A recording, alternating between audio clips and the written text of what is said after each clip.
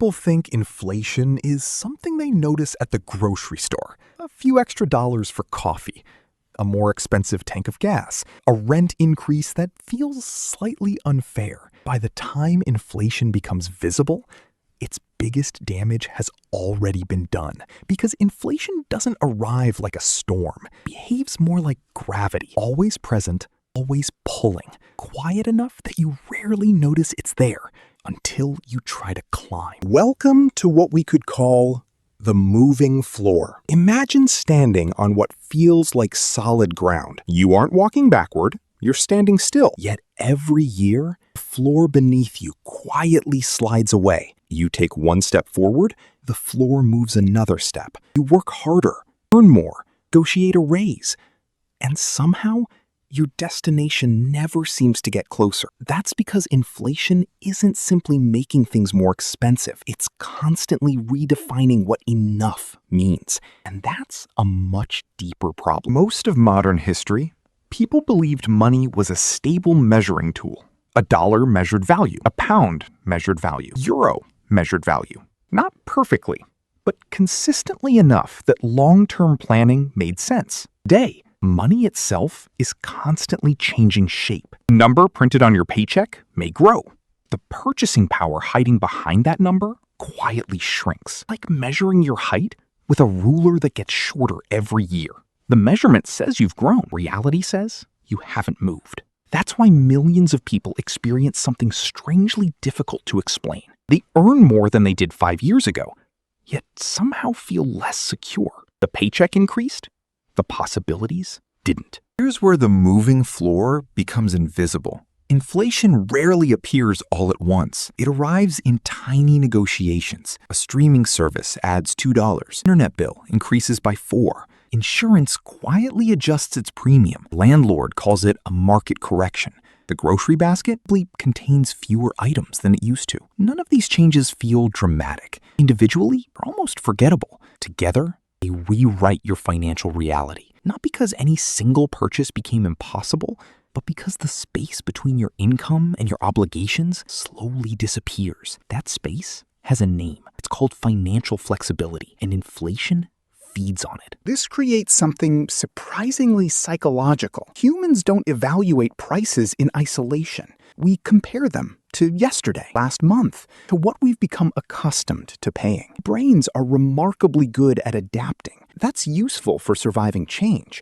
Dangerous when the change is quietly making us poorer. After a while, the expensive coffee stops feeling expensive. Higher rent becomes normal. Larger insurance payment simply becomes another automatic withdrawal. Lifestyle adapts. Your expectations adapt. Even your definition of affordable adapts. Moving floor doesn't just change prices, it changes perception. Notice what happens when salaries increase. 3% raise feels like progress. 5% raise feels even better. Inflation isn't waiting politely on the sidelines. If living costs rise by 4%, that 5% raise wasn't really 5%. It's closer to 1. That's before taxes, before new expenses, before life naturally becomes more expensive with age. A family grows, car gets older, health costs increase, children need school supplies, parents may need support. Paycheck rises, the floor keeps moving. Because both happen at the same time, our brains celebrate the raise while quietly ignoring the distance we've lost. This explains something economists often describe, but most people experience emotionally. The middle class doesn't usually feel financially trapped because income stopped growing. It feels trapped because expenses learned to grow faster than expectations. Every new dollar arrives already assigned a job. Before it reaches your account, it's expected somewhere else. Housing, utilities, insurance, transportation, food, subscriptions, debt payments. The money isn't disappearing. It's simply arriving with less freedom attached to it. Inflation isn't stealing dollars. It's stealing choices. Here's a simple example. Imagine someone saves $500 every month. Sounds responsible. But if inflation averages around 3% over many years, the purchasing power of those savings slowly erodes unless the money grows as well. The account balance keeps getting bigger, Yet what that balance can actually buy quietly becomes smaller. It's possible to save consistently, still lose ground. Not because saving was wrong, because the moving floor never stopped moving. So why don't more people notice? Because inflation is one of the few forces that hides behind success. You receive a promotion, celebrate, move into a nicer apartment, grade the car, increase the monthly spending just enough to match the higher income. Everything feels earned. Everything feels reasonable. Every upgrade creates a new baseline. Moving floor rises with you. This isn't simply lifestyle inflation, it's identity inflation.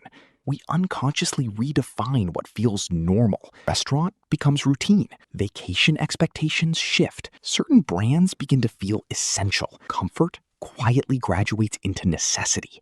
And once something becomes part of our identity, giving it up feels like losing something, even if we never needed it before. This is where financially aware people begin seeing inflation differently. Don't treat it as a headline on the evening news.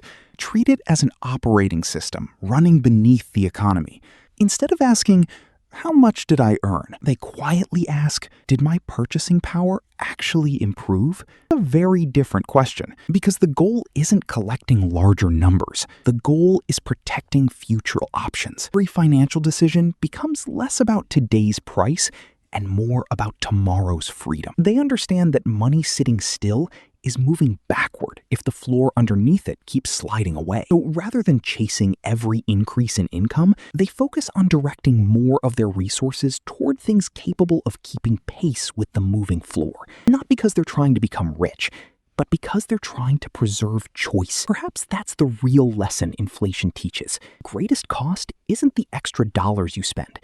It's the invisible distance created between effort and progress. The moving floor never announces itself. It doesn't make headlines in your daily routine. It simply keeps moving, one quiet inch at a time. And once you notice it, you begin measuring wealth differently, not by the size of a paycheck, Not by the balance in an account, by whether your future still contains the freedom to choose. Want to understand money better? Join our community and subscribe for more finance insights.